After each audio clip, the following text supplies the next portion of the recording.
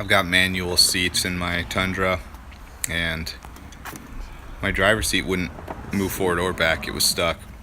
I just bought this Tundra, so kind of going through it and fixing things.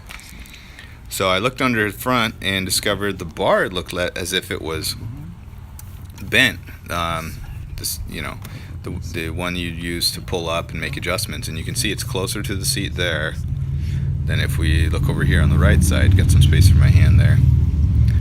And just so you don't have to watch the whole video, essentially the seat bracket was bent, not that bar. But at first I thought it was a bar, so I went about figuring out how to get this bar out.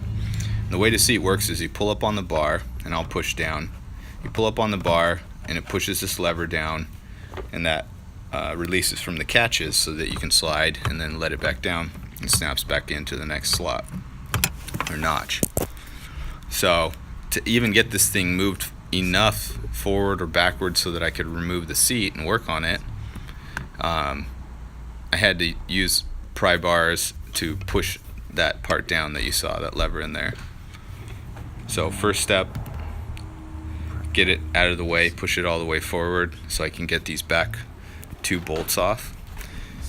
And the thing that's tricky and super annoying about these bolts is that at least one of them goes through the bottom of the cab, and it's exposed to the salt and the water and everything, and so they get rusty on the ends. The threads are still good, but you gotta really crank on those things to pull them up through to get out of that rusted part. So right here, I'm just gonna kind of show how you pop these plastic pieces off.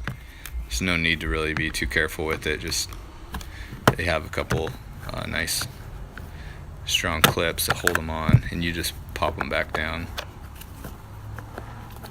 So I just pried it off, and that one would have come off easier if I had the seat forward even more. So going forward and kind of looking around the front here, you have to detach the seat belt harness, and you can see there, at first I did think it was bent. So this bar is held in by kind of a wire clip that wraps around around the back and then around the front, and I just use a screwdriver to pry that off, and I can put that back on when I'm ready to put it back all together. So I got the seat in the garage out of the vehicle, and here it is fixed. You can see the bar is even all the way across, and I'll show you. I'll flip this up and show you actually what the problem was.